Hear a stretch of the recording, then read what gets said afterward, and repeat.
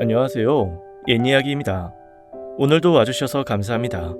옛이야기 채널은 사연 읽어주는 남녀 채널에서 지금은 삭제되어 들을 수 없는 21년도에 소개해드린 사연 중 베스트 사연만 뽑아 다시 읽어드리는 채널입니다.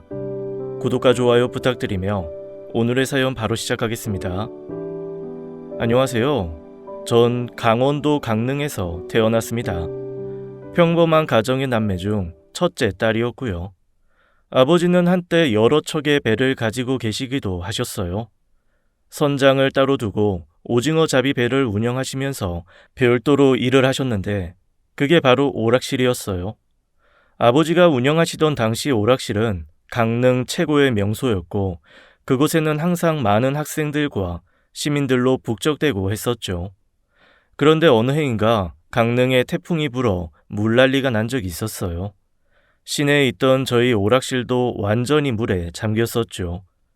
당시 물에 잠긴 기계들은 결국 못 쓰게 되어 새 기계들을 가져와야 했고 그참에 가게의 실내 디자인도 바꾸기로 했었습니다. 당시 오락실 벌이가 워낙 좋은 시기였기에 이왕 다시 할 거 잘해보겠다는 생각에 아버지는 강릉에서는 꽤 유명한 실내 건축 디자이너 한 분을 모셔왔었죠. 실내 건축 디자이너란 인테리어 디자이너를 뜻하는 그 시절 말이었어요. 지금이야 실내 건축 디자이너라는 말을 거의 쓰지 않지만 그때는 인테리어라는 말이 오히려 드물 때였죠. 아버지를 따라갔던 저도 그 디자이너 분을 볼 수 있었죠. 놀랍게도 젊은 여자분이었어요. 보통 건축 관련 일은 다 남자들만 하는 줄 알았는데 이렇게 젊은 여자분이 그 일을 한다는 게 너무 신기했죠. 하지만 그분이 일하는 걸 보니 여자라고 무시할 수 있는 그런 분이 아니었어요. 일단 박스에서 새로운 가게 디자인 조감도를 꺼내 보여주는데 우와, 이건 마치 헐리우드 SF 영화 속에 나오는 세트처럼 오락실을 디자인해 놓은 것이었어요. 그전 일반 사무실에 오락실 기계만 슬쩍 얹어 놓았던 것과는 완전히 다른 별세계였죠. 그게 너무 신기해서 공사하는 내내 자주 가게로 가서 공사 모습을 보고는 했어요. 그 공사를 진두지휘하시는 그분의 모습이 너무 멋있더군요. 그때 결심을 했습니다. 나도 크면 인테리어 디자이너가 되겠다고요. 그래서 전 서울에 있는 모 대학 실내 건축학과에 진학을 했고 졸업과 동시에 전문 인테리어 회사에 들어가게 되었습니다. 많이들 인테리어 회사에서 집이나 식당, 사무실 같은 인테리어 일을 많이 하는 걸로 아시지만 제일 많이 하는 일은 상업 공간 설계입니다. 주로 백화점에 있는 매장들의 인테리어를 하는 일이 제 주업이라는 거죠. 일정 수준 이상의 큰 인테리어 회사 입장에서는 사실 가끔씩 들어오는 고급 주택이나 식당 같은 것보다는 정규적으로 일을 할 수 있는 상업 공간 일을 훨씬 선호하고 이를 중요하게 생각합니다. 그런데 이게 아쉬움이 좀 있어요. 대개 상업 공간은 그 디자인이 각 브랜드 회사에 컨펌을 득해야 하고 거기에 맞게 일을 해야 하거든요. 독창적인 자신만의 작품을 만들기는 어렵다는 이야기예요. 제 꿈은 저만의 공간을 설계하고 시공해 작품으로 인정을 받고자 했던 거였습니다. 가끔 잡지나 TV에 나오는 그런 공간들 아시죠? 보기만 해도 감탄을 자아낼 수 있는, 한마디로 그런 공간을 맡아 일할 기회는 회사에서는 거의 없다는 겁니다. 그렇게 몇 년을 회사원으로 보내다 보니 일에만 치이고 인테리어 디자이너로서의 자존감 같은 건 바닥으로 다 떨어지더군요. 그렇게 지쳐 있을 때 한 남자를 만났어요. 한 대기업 연구원으로 일하고 있는 사람이었어요. 반듯하고 바른 사람이었죠. 처음에는 공대 출신의 아재 개그만 날리는 등 좀 답답하고 재미가 없는 사람이라 별로라 생각했는데 어딘지 기댈 수 있는 안정감이 있는 사람이었어요. 당시 회사 일에 치이고 방황하던 저를 잘 잡아줬죠. 무엇보다 제 말을 참 잘 들어줬어요. 그리고 항상 내 편에 서서 이야기를 해줬죠. 만나볼수록 이 남자라면 항상 내 편에 서줄 것이라는 확신이 들더군요. 그래서 이 남자와 결혼하기로 결심했어요. 남편은 충청도 양반의 집안이었어요. 처음 남편 부모님을 만나보니 항상 우리 광산 김씨라는 말을 달고 사시는 분이셨어요. 충남 부여에 있는 종갓집을 가보니 시부모님 말씀이 빈말이 아님을 알 수 있겠더라고요. 이런 집에 시집 가는 게 덜컥 겁도 났지만 다행히게도 우리 남편 될 사람은 두 아들 중 차남이었어요. 이런 걸 계산하는 제가 스스로 좀 부끄럽기는 하지만 결혼은 사랑만으로 살 수 없는 거잖아요. 당신 집안 내력 굉장한 건 알겠는데 나 그런 격식 챙기며 살지 못한다. 걱정 마. 아버지도 말씀만 저러시는 거지 별거 없어. 이야기를 들어보니 철마다 지내는 제사에도 특별하게 아들들을 부르거나 하지도 않고 간소하게 지내신다고 하더라고요. 아무튼 남편 말을 믿고 결혼을 하기로 했죠. 남편 말만큼은 아니지만 처음 생각한 것보다는 제사 같은 집안일이 많지는 않았어요.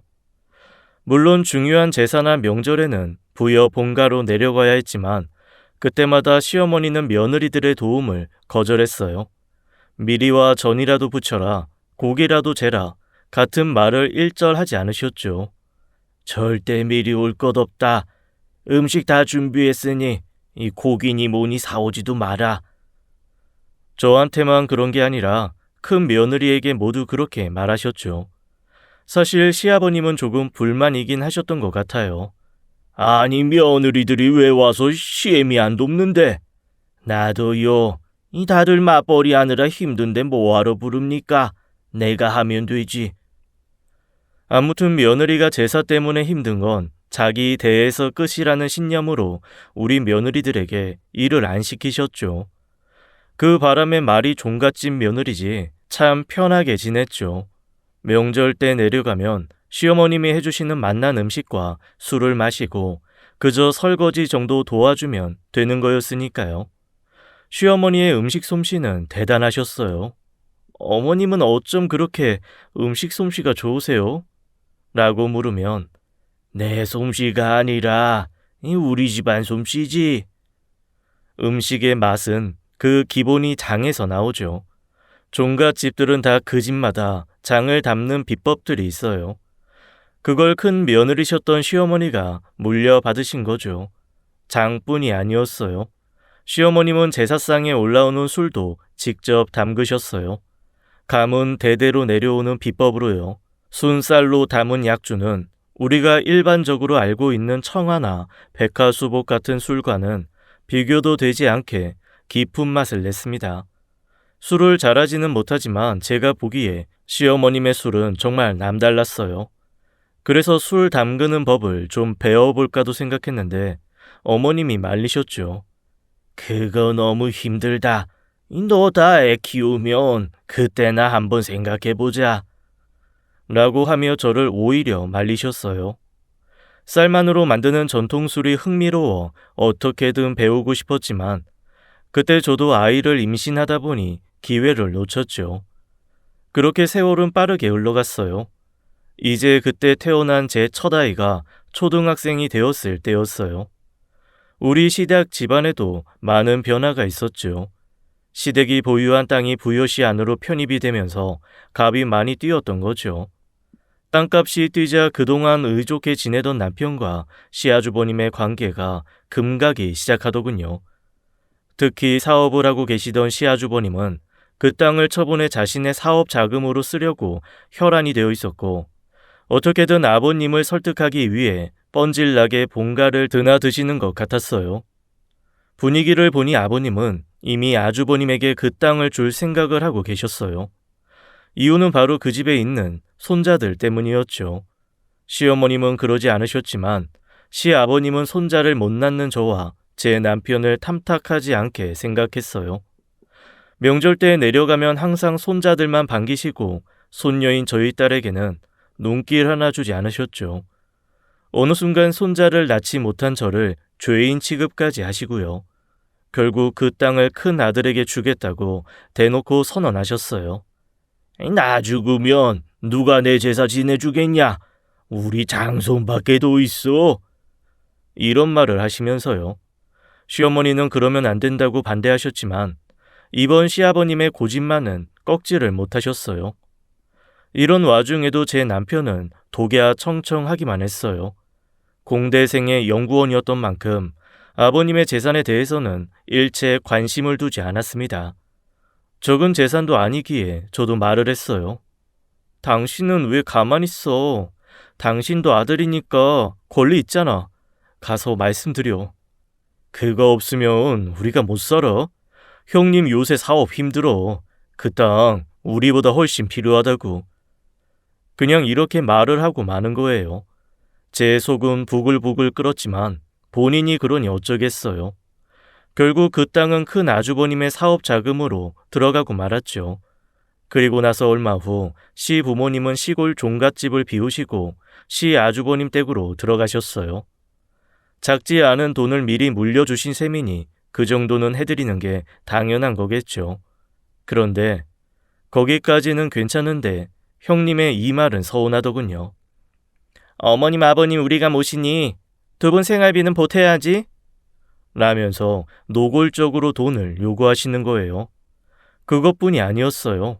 명절과 제사 때면 그때 필요한 비용을 정확히 2분의 1로 정해 요구를 했죠. 그 큰 땅을 다 가져가시고서는 너무 하시는 거 아니냐는 말이 진짜 목구멍까지 나왔지만 차마 하지는 못하겠더군요. 그냥 이렇게 돌려 말했어요. 요새 저희가 좀 어려워요. 집 산 거 대출금도 갚아야 하고.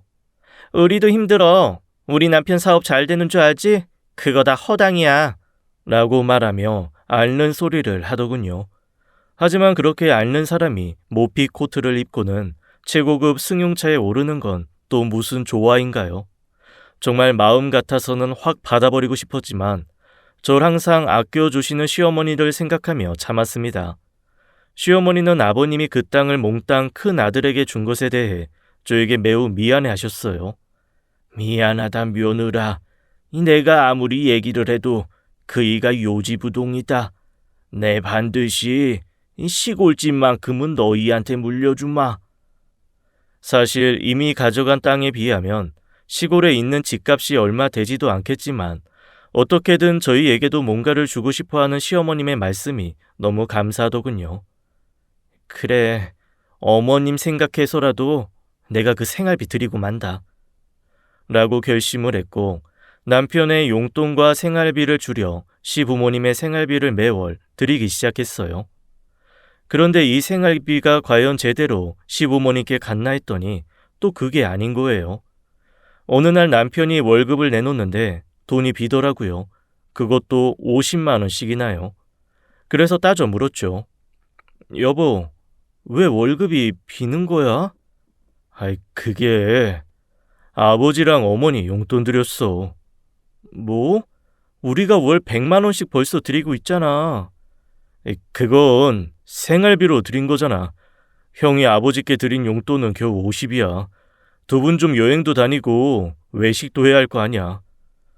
그거 다 감안해서 100 드린 거야. 생활비 용돈 포함 다 200. 그거 반 100 드린 거야. 그런데 용돈을 50을 드렸다고? 그렇게 말하시던데. 정말 어이가 없었습니다. 두 분 한 달 생활비 용돈 합쳐 200 정도 들어가니 그거 반을 책임진 거였습니다. 그냥 넘어갈 문제가 아닌 것 같아 형님을 찾아뵈었어요. 아니 왜 용돈을 50만 드린 거예요? 약속하고 틀리게. 일부러 그런 게 아니야. 두 분 생활비 생각보다 너무 많이 들어. 그것뿐이야. 얼마 전에 어머니 이빨 임플란트 하셨어. 4개나. 그렇게 갑자기 써야 될 비용이 계속 들어간다고. 다음 달에는 그렇지 않아도 다시 100 드리려고 했어. 다 핑계입니다.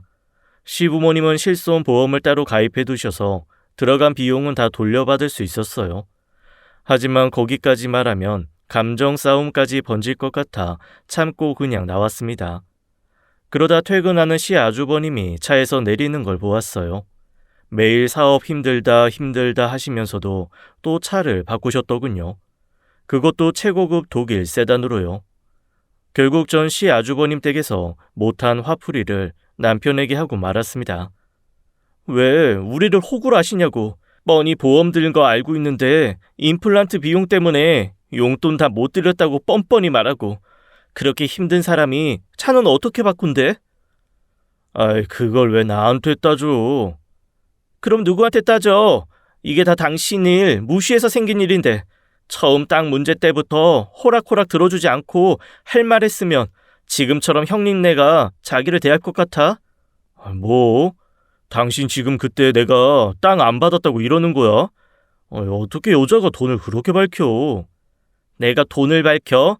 당신 말 다 했어? 결혼 10년 넘도록 크게 싸움 한 번 안 하고 살아온 저희가 시부모님 용돈 문제로 크게 다퉜던 겁니다. 물론 남편이 먼저 사과를 해 일단락됐지만 형님네는 시부모님과 관련한 돈을 걸핏하면 요구해 댔고 전 그분들과 또 우리 남편과 싸우기 싫어 달라는 대로 해줬어요. 봉합되지 않은 아슬아슬한 관계가 지속되던 어느 날 시아버님이 돌아가시고 말았죠. 80이 넘은 노안이셨습니다. 크게 따로 아픈 적은 없으셨지만 지병인 당뇨 기운이 심해지면서 폐렴이 왔는데 노인들에게는 폐렴이 치명적인 경우가 많더군요. 가족들의 슬픔 속에 시아버님을 선산에 안치하자마자 문제가 또 생기더군요. 아버님의 유산 문제였어요. 사실 아버님 유산 중 가장 큰 부분이던 땅을 이미 처분했기에 남은 유산은 많지 않았어요. 오래전 들어두신 예금과 보험금, 그리고 시골에 있는 집 정도였죠. 근데 이 돈에도 시아주버님 내외가 욕심을 내기 시작했어요. 저희가 예금과 보험금은 어머님께 드리고 여생을 편하게 사시도록 하자고 말씀드렸지만 자기들이 그동안 어머님을 돌봐왔으니 그 돈은 자기들이 가져야겠다고 나선 거죠. 이번에는 남편도 화를 내더군요. 자기 몫은 한 푼 받을 생각 없지만 왜 어머님이 법적으로 정당히 받을 돈까지 건드리려 하냐며 자기 형에게 호통을 쳤어요. 그동안의 행실로 봐서 시아주버님 내외가 그 돈을 가져다 어머니를 위해 쓸 리가 없다는 걸 확신했기 때문이죠. 하지만 그래도 법정까지 가지는 않았습니다. 법정 싸움을 벌일 만큼 큰 돈이 있는 것도 아니고 친척들 보기 부끄럽기도 해서 적당한 선에서 타협을 했죠. 그래서 시아주버님이 예금을, 보험금은 어머님이, 그리고 어머님이 공언하신 대로 시골집은 저희가 상속을 받기로 했어요. 어머님은 계속 큰댁이 모시는 걸로 했고요. 그런데 그렇게 하기로 하고 불과 1년도 안 돼요. 형님이 절 보자고 하더군요. 또 무슨 말을 하려는지 벌써 걱정이 됐어요. 어머님 모시는데 필요한 돈 문제를 얘기할 게 뻔하다고 생각했죠. 그런데 더 어마어마한 문제를 얘기하더라고요. 나 이혼해야 될 것 같아. 앞으로 어머님, 동생이 맡아야 될 거야. 시아주버님과 경제적인 문제로 자주 다툰다는 소리는 들었지만 그 일로 이혼까지 생각하고 있을 줄은 상상도 못했습니다. 우리 남편 사업 어려워. 몰랐지? 그것 때문에 우리 친척 돈까지 다 끌어다 썼어. 이대로 살았다가는 다 죽어. 그래서 갈라서기로 했어. 아이들은 내가 어떻게든 키우겠지만 어머님까지 돌볼 순 없잖아. 아니, 남편이 어렵다는 이유만으로 이혼을 한다는 게 이해가 가지 않더군요. 정말 그 문제만이냐고 물었지만 더 이상 할 말이 없다며 형님은 자리를 떴습니다. 원래부터 자기 할 말만 하면 다 끝인 사람이지만 이번에는 정말 너무하다는 생각이 들더군요. 물론 힘든 상황이 된다면 당연히 저도 시어머니를 모셔야 되겠죠. 하지만 이렇게 일방적인 통보는 말이 안 된다고 생각했어요. 그래서 정말 무슨 이유로 이혼을 하는지 남편에게 알아보라고 했습니다. 시아주버님을 만나러 간 남편은 그날 늦게 술에 취해 돌아왔습니다. 그냥 경제 문제만은 아닌 것 같은데 자세한 건 말 안 하시고는 나한테 형으로서 부끄럽다고만 하시네. 그러면서 어머니는 자신이 끝까지 모실 테니 걱정하지 말라고 하시더라고. 분명 경제적인 문제 말고도 뭔가가 있는 게 분명했어요.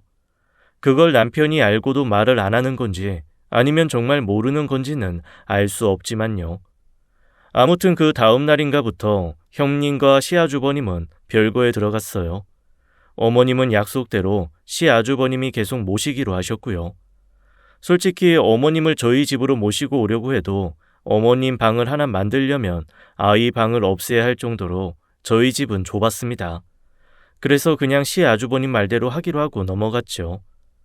하지만 자꾸 시어머님 걱정이 되는 거예요.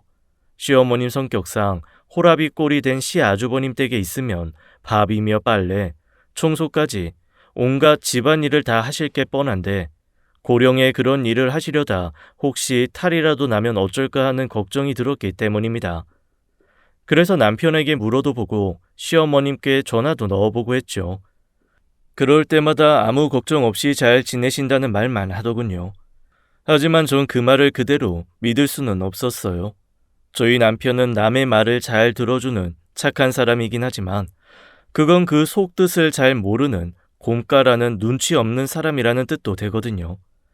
그런 사람이 현재 어머님이 어떻게 지내는지 제대로 알 리 없고 어머님 역시 아무리 힘든 일이 있어도 내색을 하는 분이 아니니까요.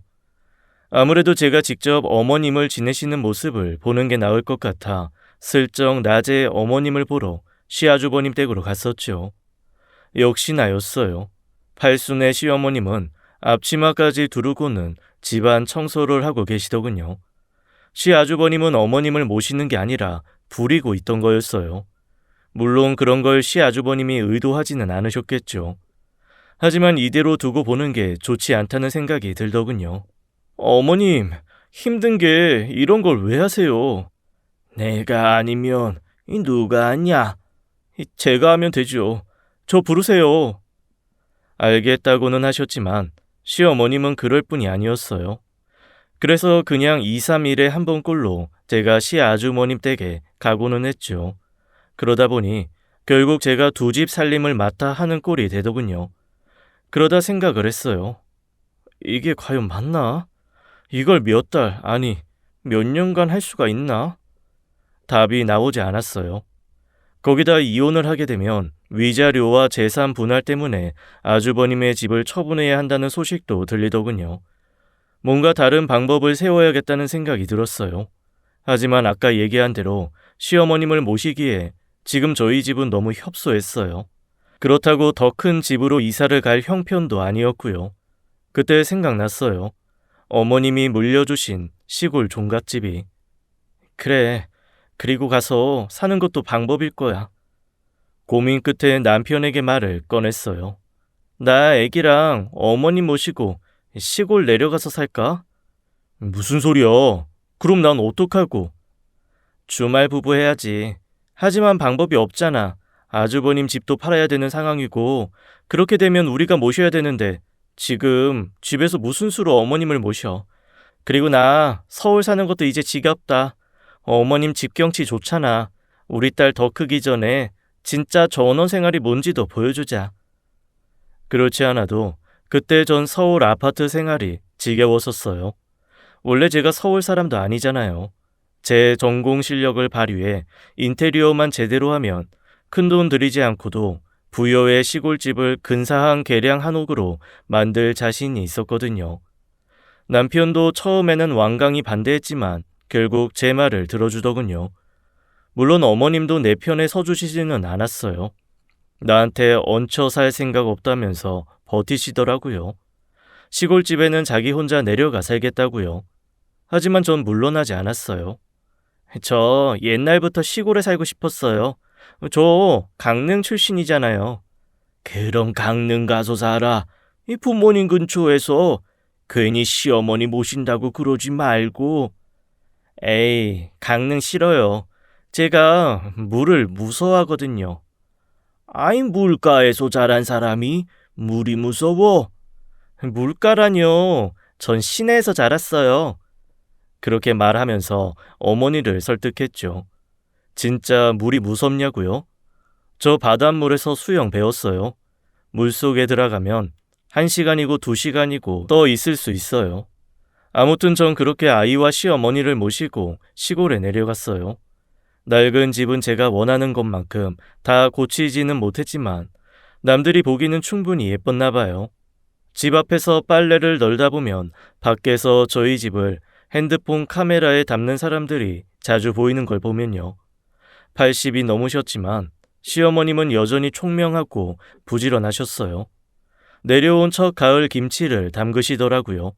워낙 김치나 장을 잘 담그시는 분이니 이 기회에 제대로 배우기로 했죠. 예전 같으면 자기가 혼자 할 테니 빠져 있으라고 하실 어머니가 김치 담그는 법을 자세히 알려주시더군요. 잘 배워도 가르쳐 줄 수 있는 날도 많이 남지 않은 것 같으니. 시어머니의 그 말이 왜 그렇게 울컥하는지. 왜 그런 말씀하세요? 이렇게 정정하시면서. 정정해도 언제 갈지 모르는 게 인생이여. 네 시애비 봐라. 그리 말하는 시어머니의 뜻을 알기에 정말 열심히 김치 담그는 법을 배웠습니다. 고추장과 된장 담그는 법도 마찬가지고요.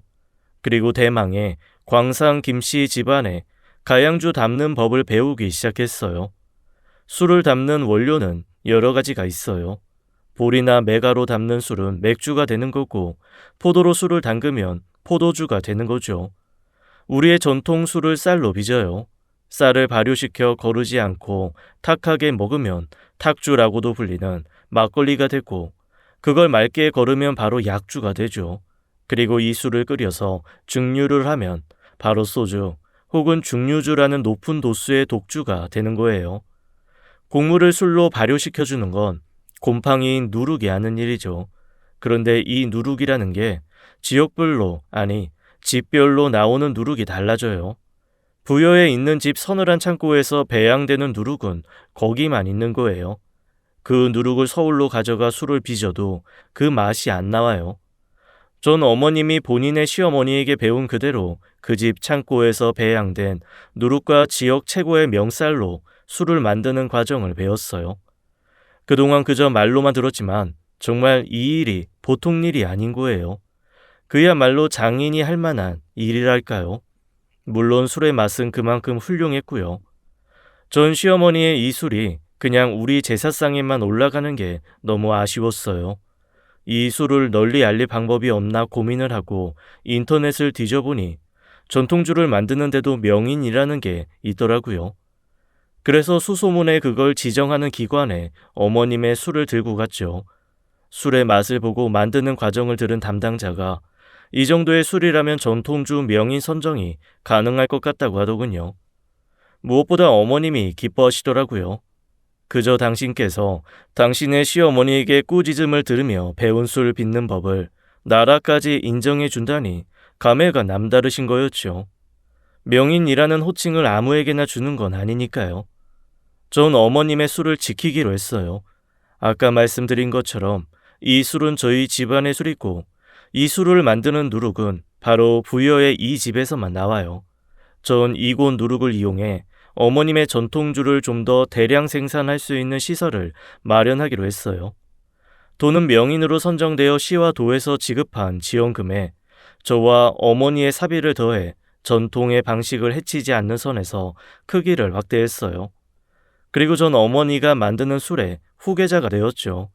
물론 이 후계자도 나라의 지정을 받는 과정을 거쳐야 되고 적어도 5년 이상 꾸준히 이 일을 이어받아야 하지만 저는 어머님 술이라면 그 이상의 시간을 투자해서라도 배워야 할 전통 문화라 생각했어요. 그렇게 술을 배운 시간이 벌써 5년이 흘렀네요.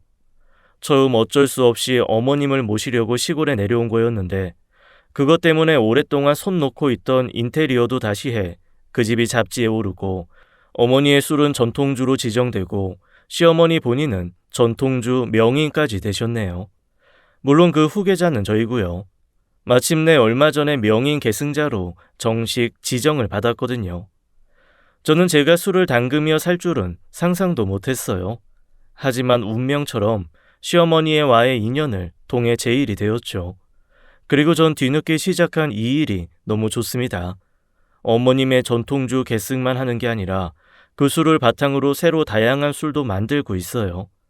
그리고 그 술을 전국 각각으로 주문 판매되고 있죠. 최근에는 전통주 교육 클래스를 열었는데 저희 술을 직접 빚고 배워보고 싶은 사람들이 주말이면 저희 집을 가득 메웁니다. 물론 그분이 머물 공간은 제가 직접 인테리어했고 가장 아름다운 양조장과 펜션으로 잡지에 소개되기도 했어요.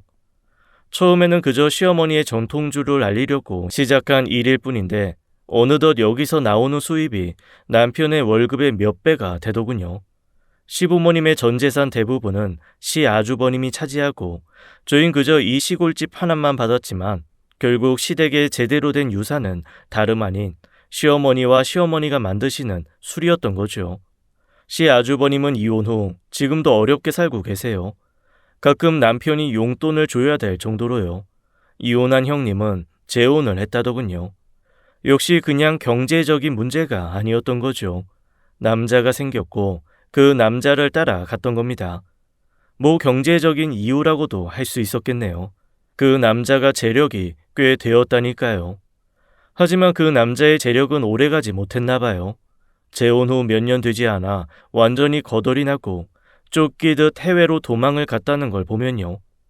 시아주버님의 두 아들은 엄마를 따라가지 않고 한국에 남았습니다. 첫 아이는 취업을 준비 중이고 둘째는 군대를 막 제대한 상황이었는데 그리 형편이 좋지는 않더군요. 그렇다고 시아주버님이 형편이 좋은 것도 아니었고요. 그래서 제가 남편에게 말했습니다. 민삭이 민영이 일로 와서 제일 도우라고 하세요. 그 말에 남편이 깜짝 놀라더군요. 시아주버님 때문에 그렇게 속상해 놓고 그 아이들을 챙기는 게 이해가 되지 않았던 거죠. 그거 다 옛날 일이잖아. 그리고 아이들이 그런 것도 아니고.